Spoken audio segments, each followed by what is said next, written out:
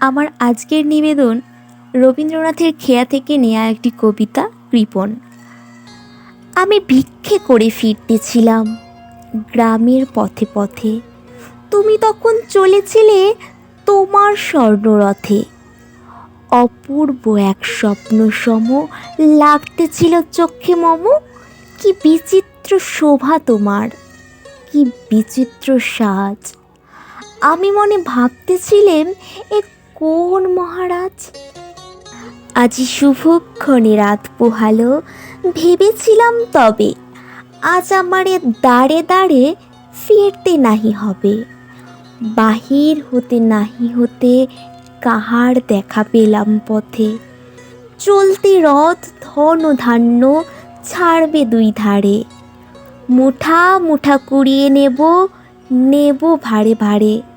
দেখি সহসা রথ থেমে গেল আমার কাছে এসে। আমার মুখ পানে চেয়ে নামলে তুমি হেসে।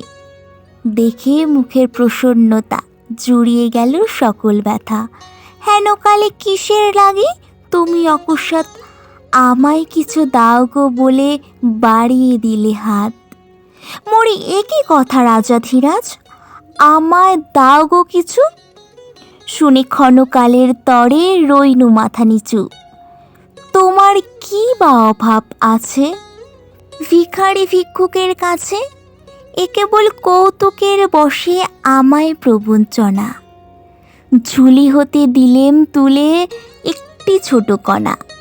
যবে পাত্রখানি ঘরে এনে উজাড় করি, এ কি ভিক্ষা মাঝে একটি ছোট কণা?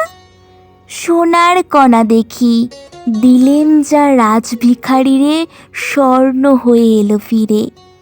তখন কাঁদি চোখের জলে দুটি নয়ন ভরে। তোমায় কেন দিনি আমার সকল শূন্য করে। ধন্যবাদ।